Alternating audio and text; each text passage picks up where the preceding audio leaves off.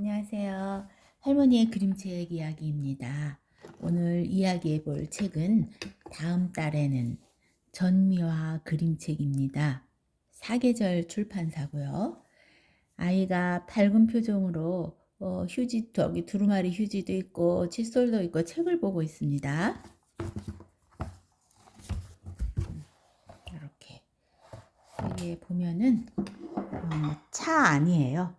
차 안에서 아이가 이렇게 책을 보고 있어요. 다음 달에는 되었고요. 전미화 그림책입니다.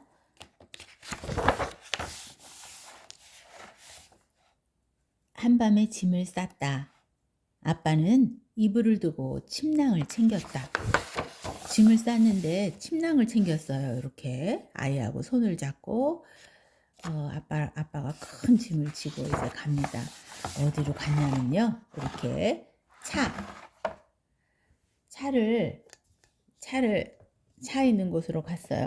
이사를 간 곳은 공사장 앞에 있는 봉고차였다. 공사장 앞에 세워둔 봉고차로 갔거든요.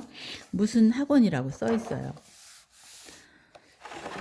둘이서 이렇게 침낭에서 잠을 잡니다. 그리고 잡다한 살림살이가 이렇게 있어요. 울고 있어요, 아빠는. 아빠는 내일부터 공사장으로 일하러 간다고 했고요. 꼬마도 지금 침낭에서 자느라고 잠이 안 오는데 아빠가 계속 훌쩍훌쩍하고 웁니다. 당분간은 학교에도 갈 수 없어요. 학교에도 갈 수 없고, 그러니까 부끄러워서 친구들이 지나가면 고개를 얼른 숙이고 이렇게 눈만 내밀고 있어요. 차창 밖으로.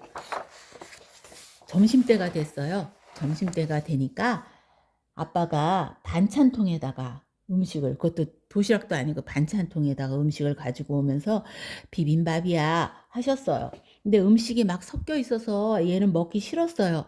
근데 아빠가 힘들어 할까봐 아빠 얼굴을 보고 참았대요. 굉장히 어른스럽죠. 이제 아빠랑 아들이랑 앉아 있습니다. 아빠가 약속해요. 여기 눈물이 이렇게 맺힌 채로 아빠는 밤마다 약속을 합니다. 다음 달에는 학교에 갈 수 있어. 그런데 다음 달이 되면 학교 가는 날이 또 다음 달이 됐대요. 여기 우유가 보이는데요. 아빠는 이렇게 모자를 눌러 쓰고 또 눈물을 흘리고 있어요. 아빠가 일하러 가면 전날 이렇게 삼각김밥하고 우유를 사다 놔요. 그러면서 아빠는 어린이는 우유를 꼭 마셔야 해 하고 말했어요. 그리고 밥을 먹고 나면 어디로 가냐면요. 근처 화장실에 가서 씻어요. 그리고 어쩌다 목욕탕에 가면 힘차게 때를 밀고요. 이제 둘이 앉아서 식사를 합니다. 식사를 하는 게 아니고 이거 도서관에 갔네요. 아빠는 비 오는 날 나를 데리고 도서관에 갔다. 책을 구경하고 나서는 이렇게 컵라면하고 우유를 마시는 거예요. 도서관에 갔다가 아빠와 함께여서 심심하지가 않다. 혼자 있는 낮에는 이렇게 책을 읽는데 도서관에서 배부른 날이라고 되어 있어요. 책 이름도 배가 고픈지. 그리고 여기 여자애가 하나 보이는데 얘가 누구냐면 반장이었어요. 도서관에서 반장을 만났다. 얼굴이 빨개졌다. 화장실로 숨었다. 자기를 몰라봤으면 했어요. 근데 이제 드디어 며칠 이 사람들 화난 것처럼 보이죠. 막 손가락질하고 막 화가 났어요. 그리고 얘는 차를 타고 도망갑니다. 아빠랑. 몇 달 만에 차가 움직였다. 공사장 앞에 세워놨던 차가 돈을 꿔진 사람들이 귀신같이 쫓아왔다고 했다. 아빠는 돈 꿔진 사람들 빚쟁이를 피해서 아들하고 침낭 가지고 도망간 거였어요. 그 중에는 아빠 친구도 있었다. 여기가 인상적이었는데요. 아빠는 얼마만큼 잘못을 한 걸까? 아빠가 엉엉 운다. 아빠가 엎드려서 엉엉 웁니다. 얼마나 속상하면. 가장 따뜻한 것은 아이가 아빠를 위로해주고 싶어서 팔을 내밀어서 아빠의 등을 두드려주고 있어요. 아이의 표정. 아빠가 이렇게 큰데 아빠가 웁니다. 아빠는 울면서 말했어요. 다음 달에는 꼭 학교에 보내줄게.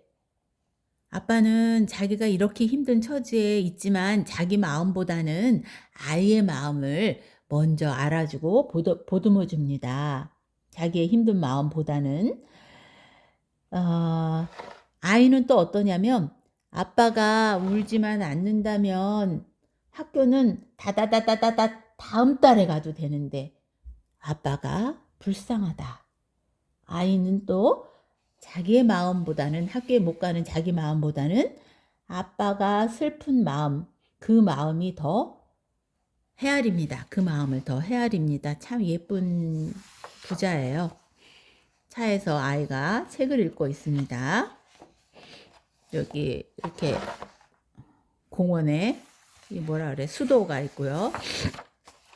좋은 일이 있나 봐요. 둘이서 표정이 좋아요. 다음 달에 정말 학교에 갔어요.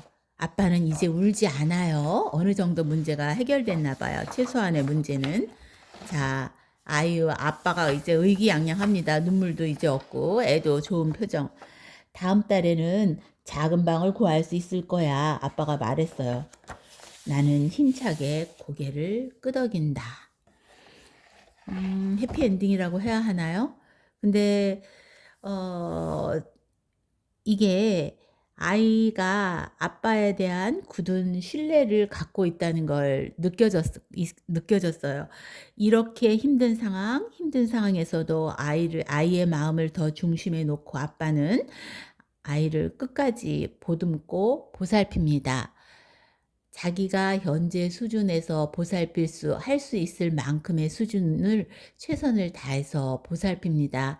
아이를 포기하거나 보육원에 보내거나 자기 기분을 우선으로 해서 화를 내거나 하지 않고 아이의 마음을 알아주고 그리고 자기가 할 수 있는 범위에서 최대한 보살피고 그다음에 아이는 그런 아빠가 제공해 주는 경제적인 것들이 싫지만 막 섞여 있는 쓰레기밥 같은 밥도 싫지만 또 학교를 못 갔을 때 반장 숨어서 다니면서 느끼는 부끄러움, 아이들을 피하는 부끄러움, 이런 모든 것보다도 더 중요하게 아이가 여겼던 것은 아빠의 마음이었습니다. 아빠의 슬픈 마음, 아빠에 대한 불쌍함, 둘 사이에 끈끈한 사랑과 존중과 신뢰로 연결되어 있는 그 마음이 느껴졌어요.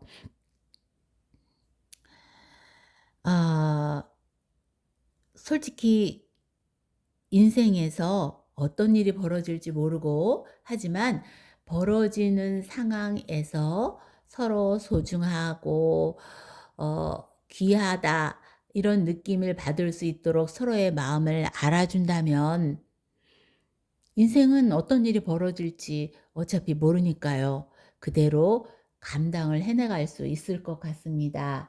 옆에 소중한 사람이 있다면요.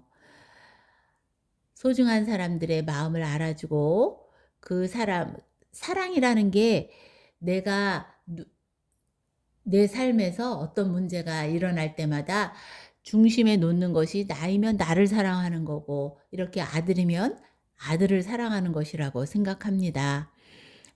내가 소중하고 사랑하는 마음을 귀하게 여기는 기쁜 하루가 됐으면 좋겠습니다. 감사합니다.